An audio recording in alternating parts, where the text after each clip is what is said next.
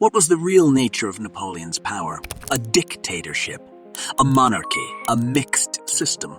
People still debate over this, but there is no denying that his intriguing views and opinions about the various power plays at hand lead to some remarkable quotes which are still applicable today.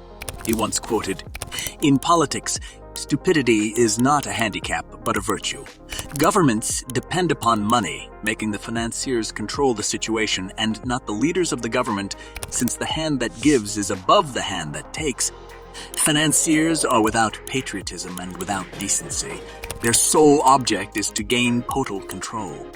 Stay tuned to unravel the profound connection between prosperity and freedom, the key to understanding our society." Underneath the troubling news about wars and governments' so-called good intentions to gain peace, there's a serious danger to the four pillars that hold up our civilization. The potential loss of these foundations can change our collective destiny profoundly. What are these four pillars that sustain our way of life? They are cheap energy, meritocracy, law and order, and freedom of speech. Dividing this crucial list into two parts offers perspective. The first set includes the pillars that uphold prosperity, like cheap energy and meritocracy. These elements contribute to the economic and social fabric, sustaining the notion of a thriving society. On the other side, we find pillars that serve as the very foundations of both prosperity and freedom, like law and order, ensuring a structured and secure environment, and freedom of speech, fostering open discourse, together form the bedrock of our civilizational structure. The correlation between prosperity and freedom is undeniable. Prosperous societies often demand and mobilize for greater freedoms. Starving people do not. Pillar 1. Cheap energy. Let's start with prosperity. Cheap energy literally transformed mankind in the West. The history of cheap energy is a fascinating journey that mirrors the evolution of human civilization, technological advancements, and economic paradigms. Before the widespread use of machinery, human and animal power dominated energy sources. There were minor inventions here and there, like better plows or new methods of fishing, but progress was counted in decades. However, as of the 17th century, this all changed rapidly.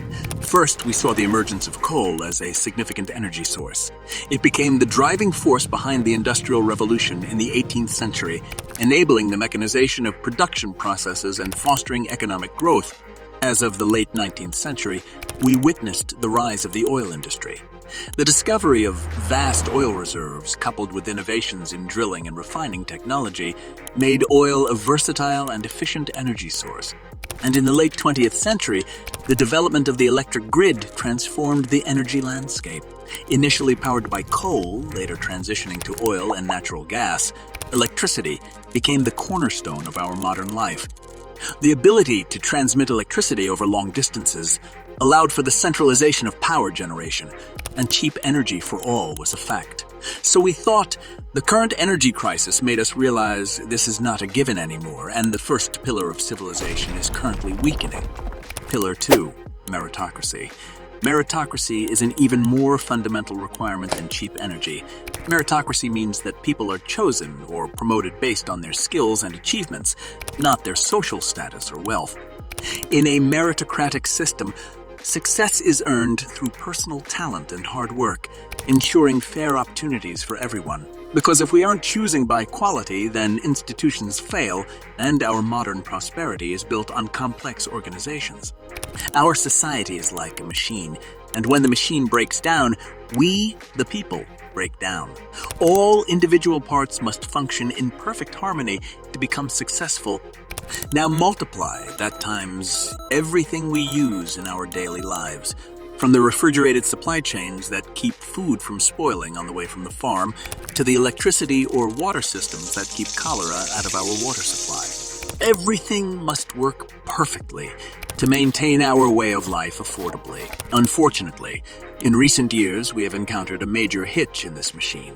Too many rules and regulations and the continuous increasing taxes to fund the never-ending governmental expenditures are forced upon us, leading to inflation and causing our life to be anything but affordable at the moment. Pillar 3.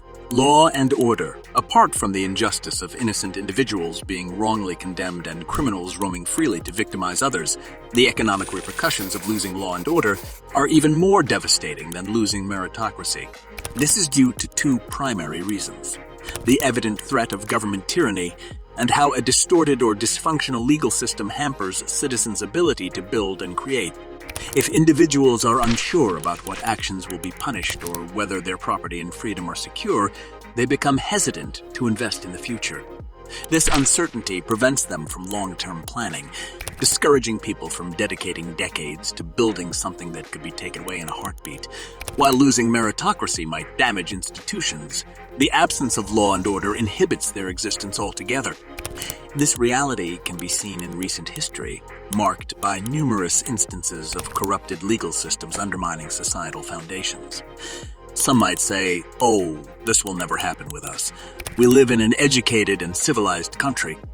Well, as an example, I suggest you take a closer look at the introduction of the central bank digital currency and the digital identity. In many countries, people voted against it, but it was introduced anyway. Once fully implemented, this creates full governmental control over everybody. Your so-called freedom will be taken away, only causing the devil to take the hindmost. Not a pleasant foresight, is it? Pillar 4, freedom of speech.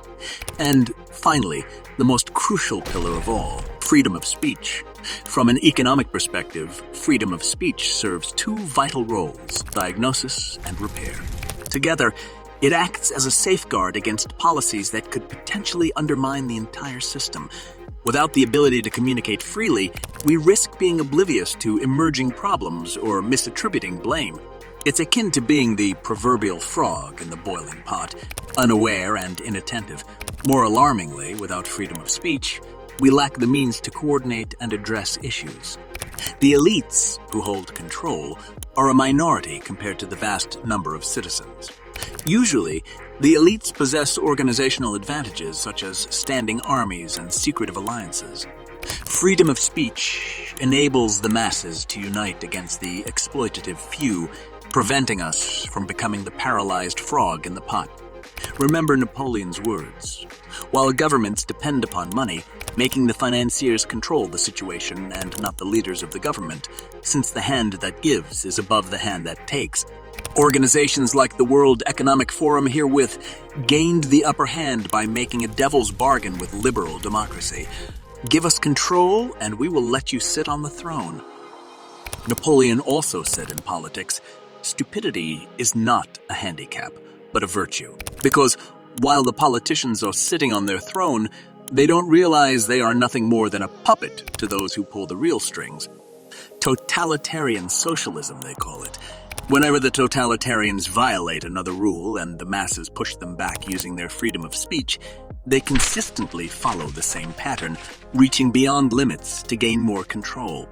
Similar to their previous actions, their target always remains the pillars, the foundational walls supporting our delicate civilization.